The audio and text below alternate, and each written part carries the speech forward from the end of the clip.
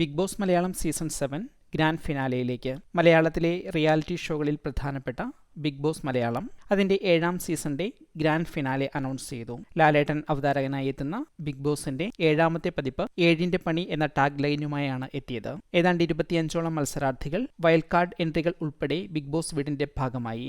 ഇപ്പോൾ നിലവിൽ ഫിനാലെ വീക്കാണ് നടന്നുകൊണ്ടിരിക്കുന്നത്. ഫിനാലെ വോട്ടിംഗും ആരംഭിച്ചിട്ടുണ്ട്. ഫിനാലെ വീക്കിൽ ബിഗ് ബോസ് വീട്ടിൽ നിലവിൽ 7 മത്സരാർത്ഥികളാണ് ഉള്ളത്. സാധാരണ ബിഗ് ബോസ് കണക്കിലെടുക്കുക ഫൈനൽ 5 ആണ്.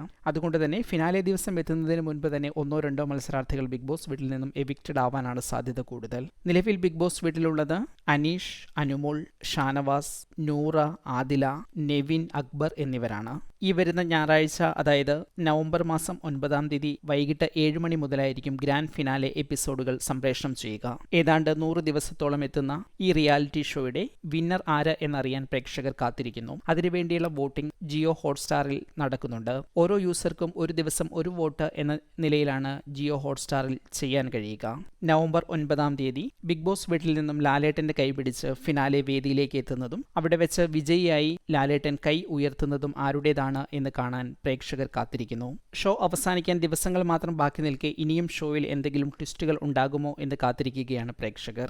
ഈ സീസണിന്റെ വിന്നറെ അറിയാൻ നവംബർ 9-ാം തീയതി 7 മണിക്ക് സംപ്രേഷണം ആരംഭിക്കുന്ന ഫിനാലെ എപ്പിസോഡ് വരെ കാത്തിരുന്നാൽ മതി. ഈ ചാനൽ സബ്സ്ക്രൈബ് ചെയ്യുക.